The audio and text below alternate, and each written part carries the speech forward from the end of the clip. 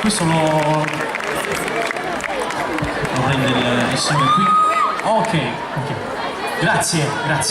Gentilissimo.